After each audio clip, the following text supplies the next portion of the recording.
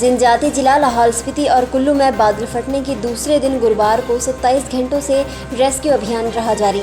ITBP और BRO के साथ अब मंडी ने एनडीआरएफ की टीम ने मोर्चा संभाला है। दूसरे दिन रेस्क्यू ऑपरेशन में दोनों जिलों में लापता 7 लोगों में से एक भी बरामद नहीं हुआ। पुलिस, अग्निशमन विभाग, स्थानीय लोगों को मिलाकर कुल 100 से अधिक लोग वीरवार सुबह 8 बजे से रेस्क्यू अभियान में जुटे हुए हैं। उधर लाहौल के उदयपुर में सड़कों पुलों के क्षतिग्रस्त होने से पर्यटकों समेत 185 लोग फंस गए हैं।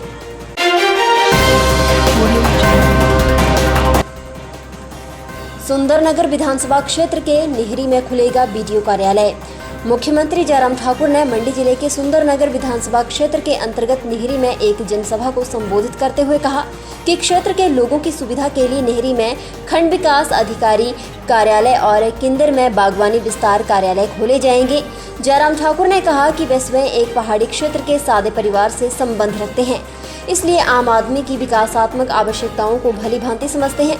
प्रदेश सरकार उन क्षेत्रों के विकास पर अधिक बल दे रही है जो किन्हीं कारणों से उपेक्षित रहे हैं। उन्होंने कहा कि कोरोना महामारी के दौरान सरकार ने ये निश्चित किया है कि किसी भी व्यक्ति को बेहतर उपचार सुविधा से वंचित न रहना पड़े। यहाँ तक कि स्वयं प्रधानमंत्री नरेंद्र मोदी और केंद्र सरकार ने कोविड प्रबंधन के लिए राज्य सरकार के प्रयासों को सराहा है।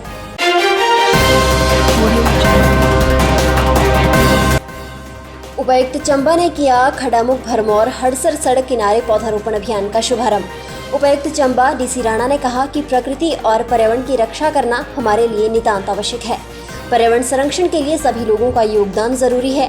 ये बात उपायुक्त ने वन मंडल भरमौर द्वारा श्रमदान सड़क के किनारे पौधारोपण अभियान के तहत लाहौल में आयोजित पौधारोपण कार्यक्रम में बतौर मुख्य अतिथि शिरकत करते हुए कही।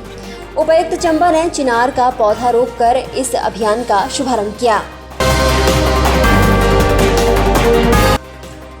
गोविंद सिंह ठाकुर ने राष्ट्रीय शिक्षा नीति 2020 पर आयोजित कार्यक्रम में लिया भाग। प्रधानमंत्री नरेंद्र मोदी द्वारा राष्ट्रीय शिक्षा नीति 2020 के अंतर्गत परिवर्तनकारी सुधारों का 1 वर्ष पूरा होने के उपलक्ष्य में नई दिल्ली से वर्चुअल रूप से आयोजित समारोह में प्रदेश के शिक्षा मंत्री गोविंद सिंह ठाकुर ने भाग लिया। समारोह में भाग लेते हुए गोविंद सिंह ठाकुर ने कहा कि प्रदेश सरकार राष्ट्रीय शिक्षा नीति 2020 के सफल क्रियान्वयन के लिए प्रतिबद्ध है। उन्होंने कहा कि प्रधानमंत्री नरेंद्र मोदी द्वारा शुरू की गई नवाचार की ये पहल राष्ट्रीय शिक्षा नीति 2020 के लक्ष्यों को प्राप्त करने की दिशा में एक महत्वपूर्ण कदम है। इससे शिक्षा क्षेत्र को अधिक जीवंत और सुगम बनाने में सहायता मिलेगी। वीरेंद्र कंवर ने कहा, राज्य सरकार ग्रामीण आर्थिकी को सुदृढ़ करने के लिए वचनबद्ध। पंचायती राज एवं पशुपालन मंत्री वीरेंद्र कंवर ने सरकाघाट विधानसभा क्षेत्र के मसेरन में 82 लाख रुपए की लागत से पशुपालन अस्पताल भवन का उद्घाटन, 60 हजार रुपए की लागत से बनने वाले पंचायत भवन चलोग और रिसा का शिलान्यास, 61 लाख रुपए की लागत से बनने वाले अस्पताल भवन थौना का शिलान्यास और 16 लाख रुपए की लागत से बनने वाले पशु औषधालय भवन टिक्कर का शिलान्यास किया। इस अवसर पर सरकाघाट, थौना, चलोग और टिक्कर में जनसभाओं को संबोधित करते हुए वीरेंद्र कंवर ने बताया कि राज्य सरकार द्वारा ग्रामीण आर्थिकी को सुदृढ़ करने और उनके जनजीवन को खुशहाल बनाने पर विशेष बल दिया जा रहा है। 6 बार की वर्ल्ड चैंपियन एमसी मेरी कॉम की हार। रियो ओलंपिक की रजत पदक विजेता बैडमिंटन खिलाड़ी पीवी सिंधु 4 दशक बाद पदक की कवायद में जुटी पुरुष हॉकी टीम और मुक्केबाज सतीश कुमार ने गुरुवार को क्वार्टर फाइनल में पहुंचकर टोक्यो ओलंपिक खेलों में भारतीय उम्मीदों को पंख लगाए।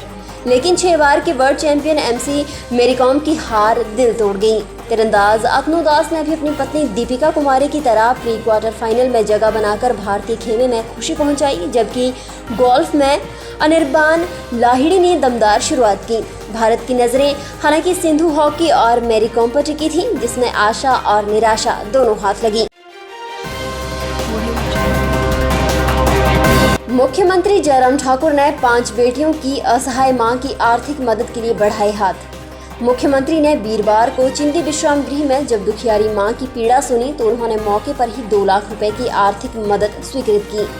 गांव खरहुन, डाकघर शोरशन, तहसील करसो की सीमा देवी ने मुख्यमंत्री से कहा कि उनके पति हिमाचल पथ परिवहन निगम में कार्यरत थे। वे नियमित नहीं हुए थे और कुछ साल पहले उनका निधन हो गया। उनकी 5 बेटियां हैं। ये सुनकर मुख्यमंत्री जयराम ठाकुर ने 5 बेटियों की असहाय मां की आर्थिक मदद के लिए अपने हाथ बढ़ा दिए।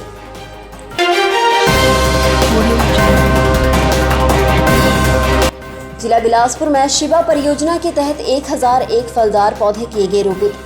हिमाचल प्रदेश शिवा परियोजना के अंतर्गत ग्राम पंचायत मोरसिंघी के गांव कसोल, ग्राम पंचायत तलवाड़ा के गांव छड़ल में अग्रिम पंक्ति प्रदर्शन स्थल पर विधायक सुभाष ठाकुर द्वारा मौसमी का पौधा रोपित कर संतरे का पौधा रोपित किया गया। उन्होंने कहा कि हिमाचल प्रदेश शिवा परियोजना के तहत जिला बिलासपुर में अग्रिम पंक्ति प्रदर्शन स्थल में 1 हेक्टेयर भूमि पर कुल 1001 फलदार पौधे रोपित किए जा रहे हैं। उन्होंने बताया कि हिमाचल प्रदेश शिवा परियोजना के तहत लगभग 250 कनाल भूमि पर 22,000 फलदार पौधे लगाने का लक्ष्य रखा गया है।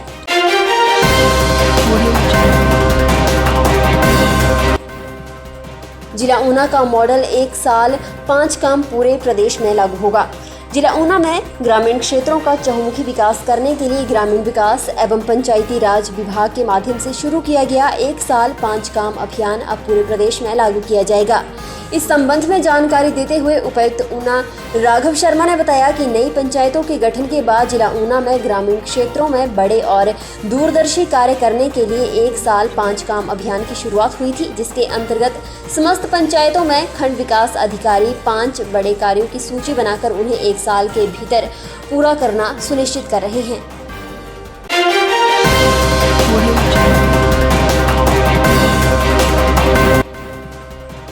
उपायुक्त पंकज राय की अध्यक्षता में श्रावण अष्टमी नवरात्रों के प्रबंधन की समीक्षा बैठक आयोजित। जिला बिलासपुर में 9 अगस्त से 17 अगस्त तक श्री नैना देवी में आयोजित किए जाने वाले श्रावण अष्टमी नवरात्रों के प्रबंधन की मंदिर परिसर के मातृ आंचल के सभागार में समीक्षा बैठक आयोजित की गई। बैठक की अध्यक्षता करते हुए उपायुक्त पंकज राय ने कहा कि नवरात्रों के दौरान मंदिर परिसर में बिजली, पानी, साफ सफाई आदि के लिए सभी संबंधित अधिकारियों को निर्देश दिए गए हैं कि मेले के दौरान समुचित व्यवस्था को लेकर कोई भी कोताही न बरती जाए और मेलों से पूर्व सभी तैयारियां पूर्ण कर ली जाएं। फिलहाल के लिए बस इतना ही और बड़ी खबरों के लिए बने रहें न्यूज़ सुपर भारत के साथ।